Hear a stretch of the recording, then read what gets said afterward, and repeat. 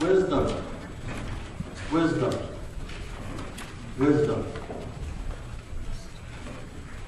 Reading from the New Testament is from the Gospel according to St. John, chapter 6, verses 27 to 35.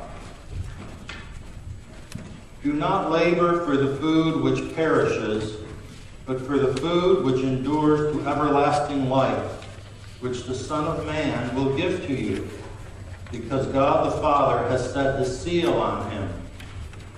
And then they said to him, What shall we do, that we may work the works of God?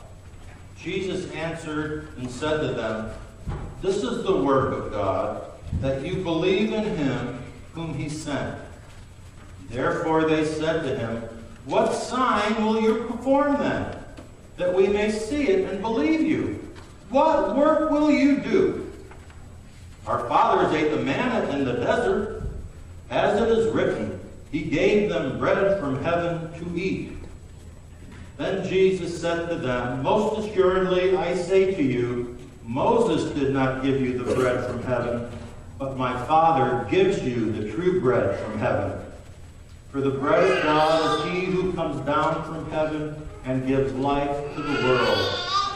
And then they said to him, Lord, give us this bread always. And Jesus said to them, I am the bread of life. He who comes to me shall never hunger, and he who believes in me shall never thirst. God always blesses the reading and the hearing of this his most holy and precious word. Amen.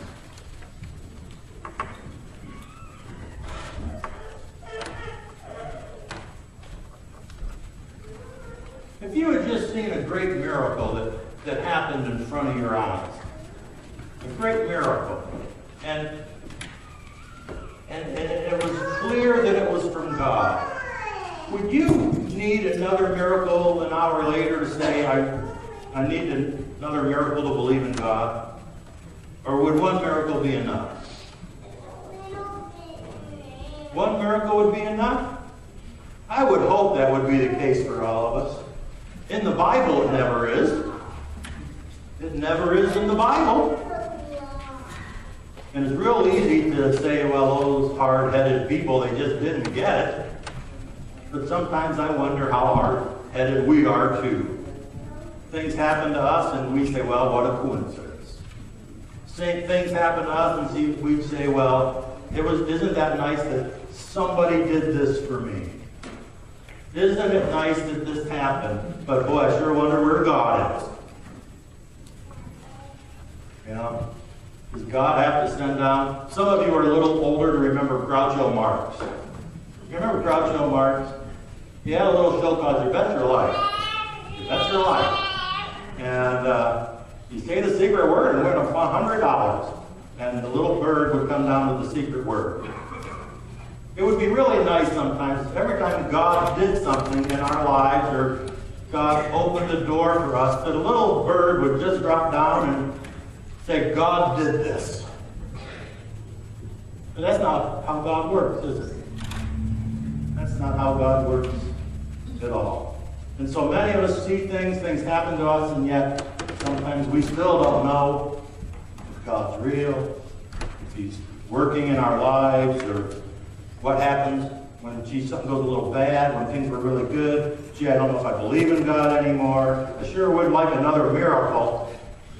And yet when we see them, we don't even sometimes believe. There's an old saying, seeing is believing, but in the Bible, we flip it around. Believing is seeing. True sight comes through faith. True sight comes through belief. Jesus had just worked one of the greatest miracles of all. 5,000 men, not to count the women and the children. There were probably 25,000. Thousands and thousands of people came to hear him, to be healed by him, up on the hillside at the Sea of Galilee, and they were there all day. They were there all day, and nobody brought anything to eat. Nobody had thought to pack a peanut butter sandwich or bring crackers or anything. They thought they were just going to go for a few minutes and come back down. They were so... There's an old song, I stand amazed in the presence. They were so amazed in the presence of God that they didn't want to leave Jesus. And they were there all day. And it was starting to get dark, and the disciples said, you better send these people home. Because we don't have anything to give them to eat. They're going to be hungry. And there's no McDonald's up here on the hillside or anything, you know. What are we going to do? And Jesus looked at his disciples and he said, you give them something to eat. Can you imagine a whole hillside of people and these 12 guys saying, well, we didn't even bring anything to eat. And Andrew went and found a little boy who'd been fishing at the Sea of Galilee, and he was taking some fish home to have for him and his mom and dad. And he had a couple loaves of bread. Dude. He was taking them home, I imagine. And he just happened to see the crowd, and Peter sent Andrew out to go find some food, and there Andrew brings this boy back. And he says, here, we got a couple fish and a couple loaves of bread. I don't know why I'm bringing them to you, because there's about 20,000 people here. But here's something to start with.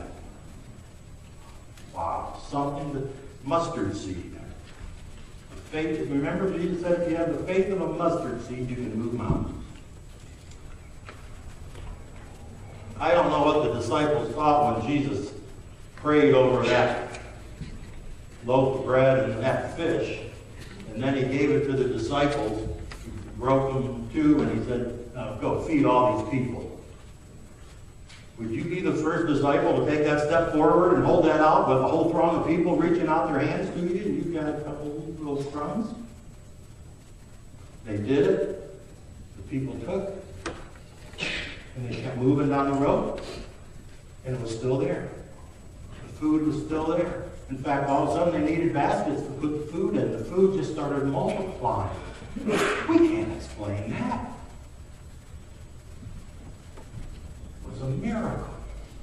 It was God's miracle of multiplication, that whatever we bring to him, he multiplies, he blesses in our lives. I mean, it's a symbol of that, but the miracle was the concrete realization of it. Isn't that wonderful? And it says they all ate their fill. They didn't just eat a crumb. They said, hey, can we have more? Yeah, here, there's more. They ate their fill, and when they were done, there were basket loads. There were cart loads left.